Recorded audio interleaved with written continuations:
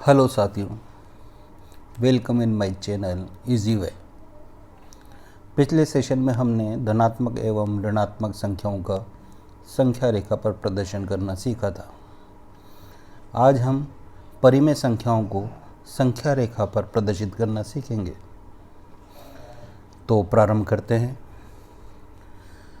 परिमेय संख्याएं वे होती है जिन्हें P/Q के रूप में लिखा जा सकता है, अर्थात अंश और हर के रूप में। सर्वप्रथम हम उचित भिन्न का उदाहरण लेते हैं। उदाहरण 1, 3/4 को संख्या रेखा पर प्रदर्शित करो। हम ये सीख चुके हैं कि 3/4 का क्या मतलब होता है।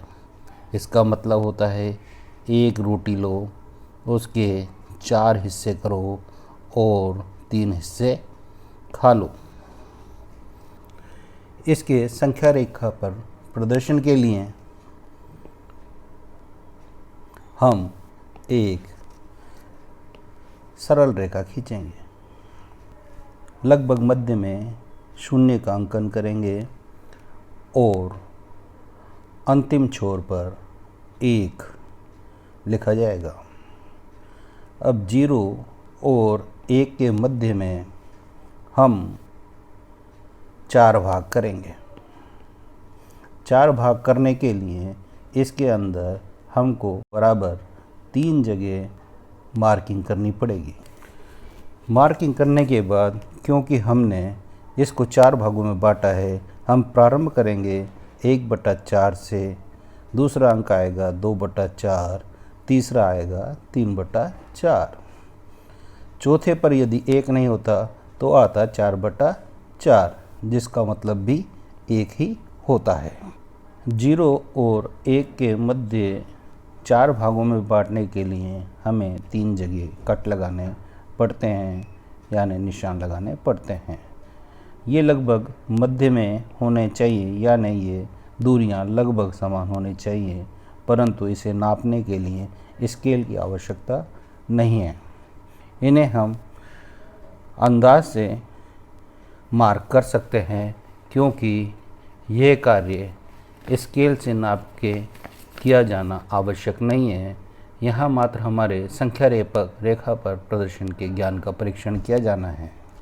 हम सीख चुके हैं कि किसी भी उचित भिन्न के प्रदर्शन के लिए हर के अंदर जो अंक होता है उतने लाइन के भाग कर दिए जाते हैं एवं 1 से प्रारंभ करके नीचे हर में जो भी संख्या होती है उसे लिख दिया जाता है। इस प्रकार हम उस वांछित अंक तक पहुंच जाते हैं। अब हम एक अनुचित भिन्न का उदाहरण लेते हैं, जैसे 5/3। जब अनुचित भिन्न होती है तो इसे सर्वप्रथम उचित भिन्न में बदलने के लिए मिश्र भिन्न में बदला जाता है।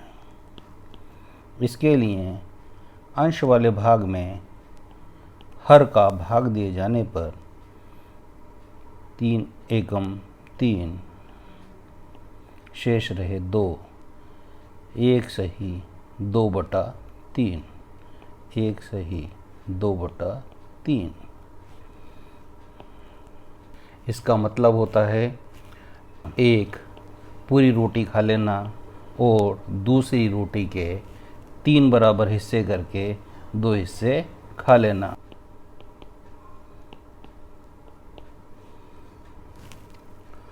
अब इसे संख्या रेखा पर प्रदर्शन करने के लिए हम सरल रेखा खींचेंगे।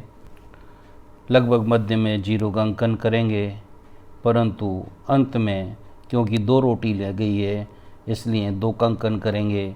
मध्य में 1 का अंकन करेंगे।